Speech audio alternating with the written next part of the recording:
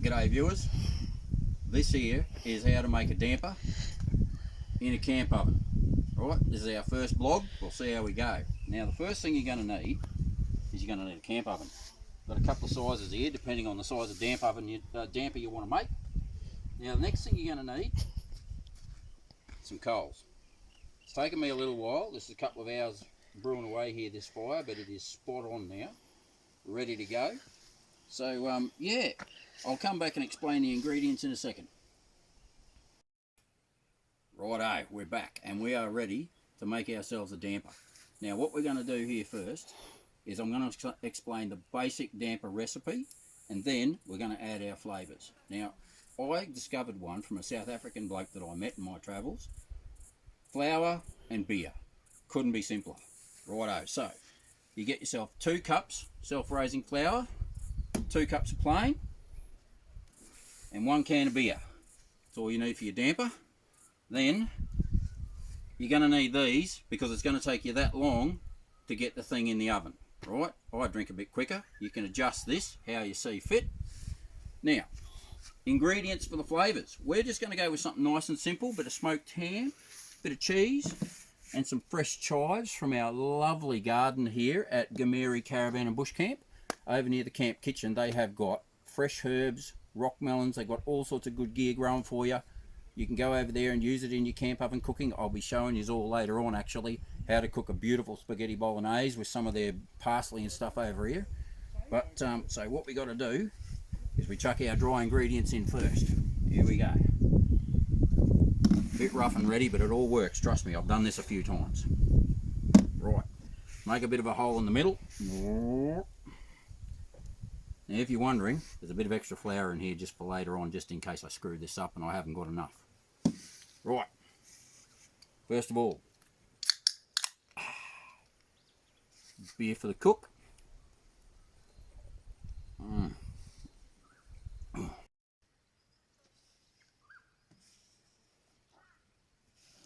Right, so we've mixed up some of this flour and beer here. It's going great. Chuck in a bit of our flavours here.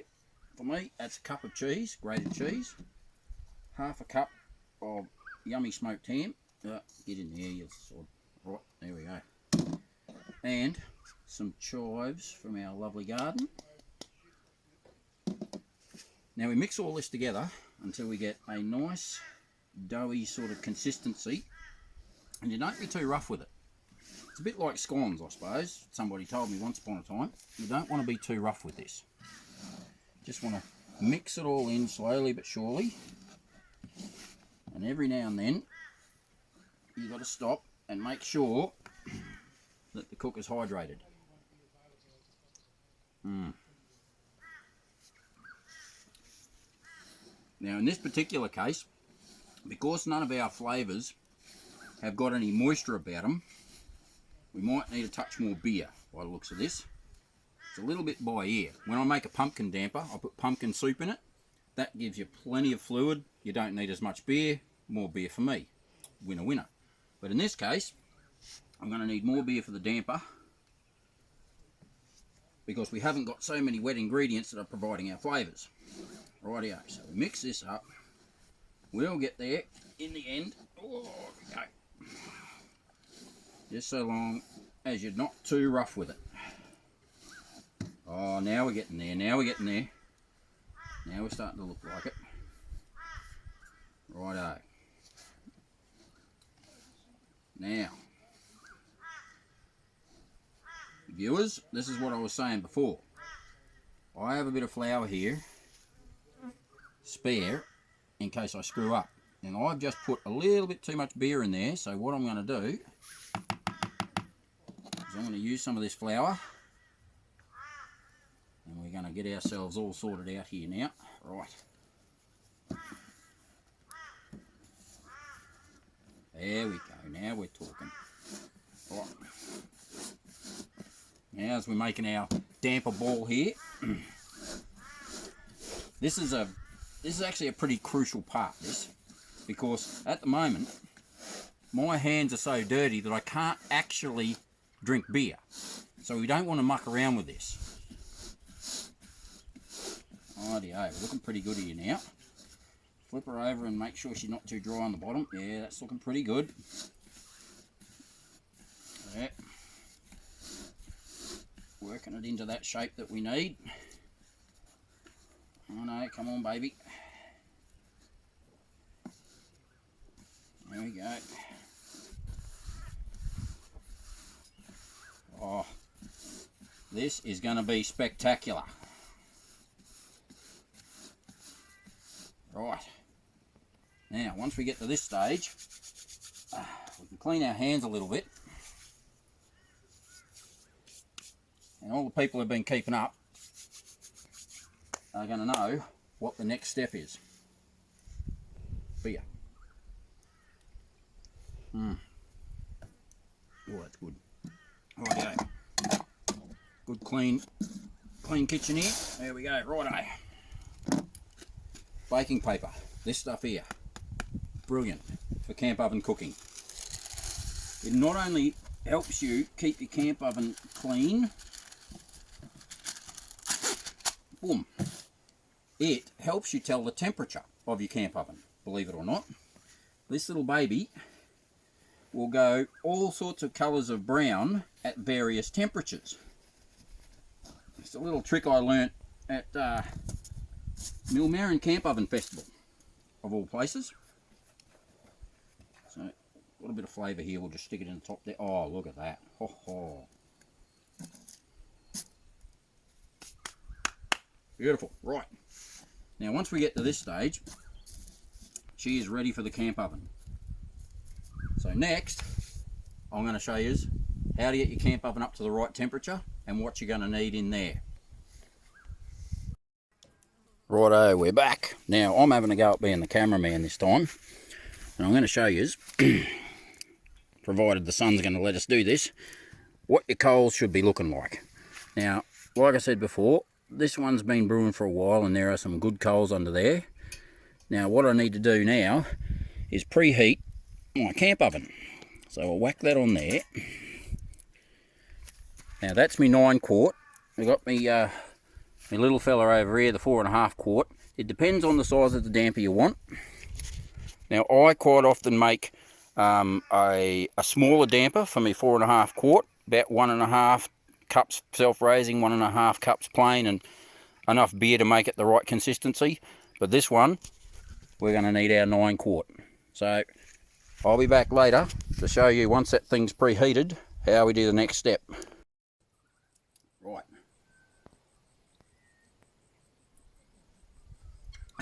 First things first.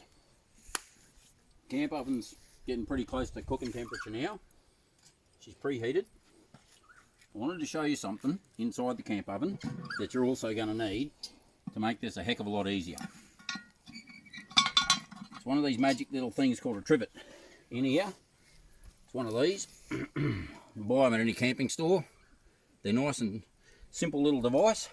Now that'll keep a bit of distance between your damper and the, there we go, that's got it, your damper and the bottom of the camp oven, because the bottom of the camp oven gets bloody hot. Now, here we go.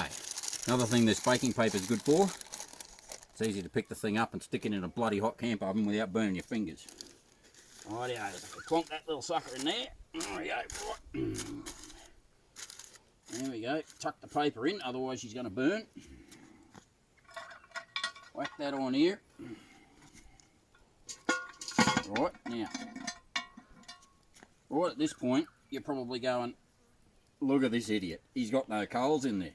Well, he's got no coals under it, he's got no coals on it, but that's what we're about to do. I always like to set up my bed of coals away from the fire a bit. Of course, if you're near the fire, your damper is going to cop a fair bit of heat on one side, not the other. So, if you get away from the fire, you'll be able to get the heat a lot more even. There we go. Get that on there. Right.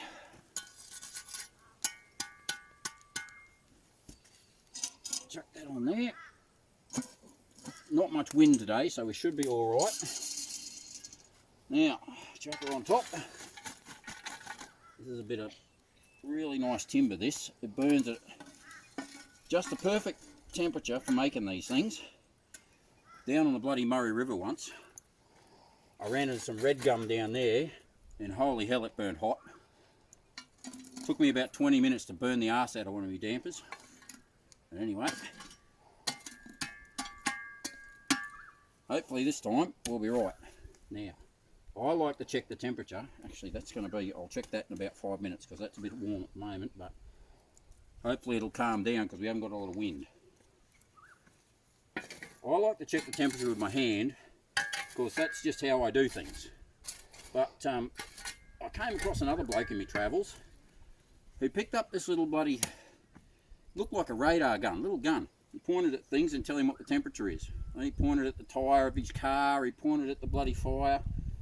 And at the time, I had a couple of camp ovens going, and I said, I reckon that one's about 100 degrees, and I reckon that one's around about 170. And when he pointed it at it, it was 98 and 167. So my hand's not too bad these days. Not much good for anything else, but it's good for telling the temperature of the bloody camp oven, I can tell you that for nothing. Now, later on, I promised a dad joke with every single one of these blogs, and I've got a cracker for you. See ya. Viewers, we're back again 20 minutes after we put her in there, and we're checking, right? It's not going to be done, right? These things, especially the bigger recipe I've done today, 45 minutes you're going to need if you've got the temperatures right. But we're going to have a bit of a crack, and we'll just check, see, because sometimes you get some really hot coals and you'll burn the bum out of it, and you've got to make adjustments. So it's always okay to check. Now see, that is going pretty damn good to me. Now you see this here, that bit of paper there, see how it's just that little bit brown? That means that the lid is the right temperature.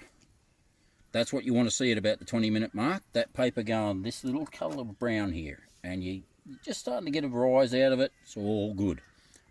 So we're going to put that back on there. Put our flash lid lifter here away. Now, the next thing we've got,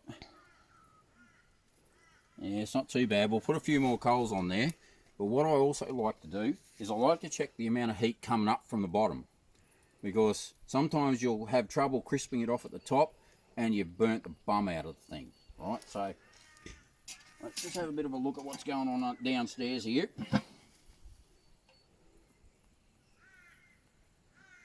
Yeah, she's hotter here than it is here because we've got the breeze. There's a bit of a breeze here, and it's coming from this side. So over this side, she's not too hot. Over this side, it's pretty warm.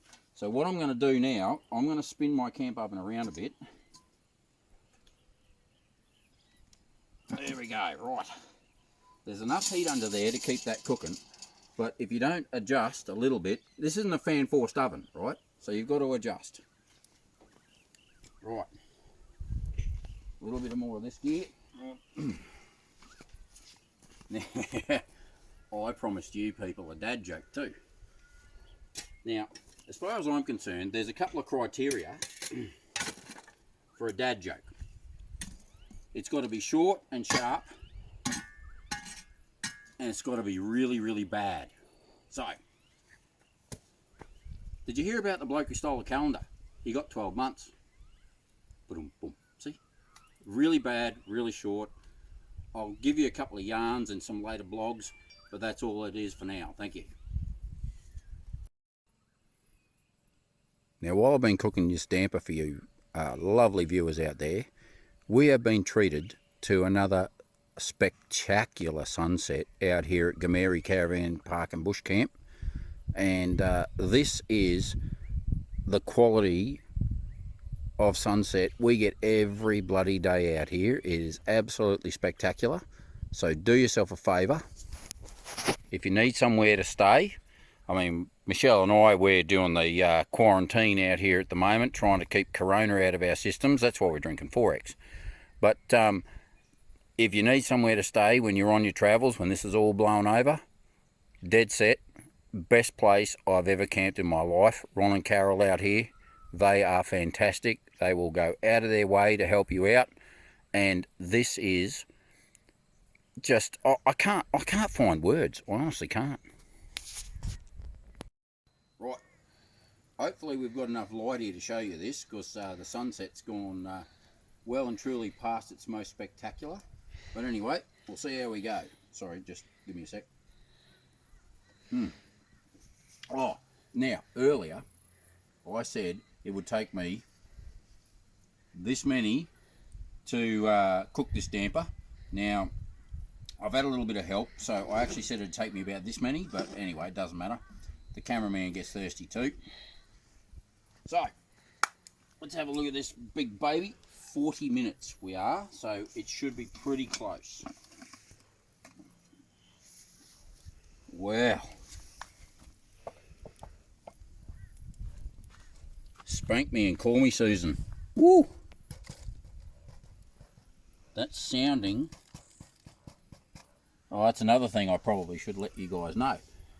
When you tap a damper, that's how you tell it's ready if it sounds hollow, right? That's supposed to be the general rule of thumb. Sounds pretty good to me. Let's have a bit of a look, see if we burnt the bum out of it. Oh, ho, ho. I reckon that's going to be pretty close. So, I'm going to put my cock on the block here, and I'm going to cut this right in front of you, live. Well, not quite live, but close enough. Here we go. Whooshka. Now, did we get it right, ladies and gentlemen? Now, that to me, I don't know if my lovely camera assistant here can get a good... That is cooked completely through, spot on, 40 minutes in the camp oven. I tell you, I wish you could smell it. Now, the other thing that I wanted you to see, I'll get this out of here now. That there. See that? Now that means we've had the camp oven at the right temperature. This brown that you see around here, that is absolutely spot on what you want to see when you get your baking paper out. Well, bugger me if I didn't get it right. What do you know? Viewers, all you need is a bit of practice, right? I get these wrong, right? I didn't know that was going to work, but I had a pretty fair idea. I've done a few. Now, I've burnt the bum out of a few as well. Keep practicing. Don't get disappointed. Keep your chin up, and I'll tell you what, I'll even treat you to an extra dad joke today because I'm feeling generous and I've had quite a few beers, as you can see. A bloke told me once that he had this magic pen that would write underwater. And I thought, you're kidding, aren't you? A pen that writes underwater. He said, yeah, it writes other words too. There you go. I'll leave you with that cracker because that was absolute shit. See you later.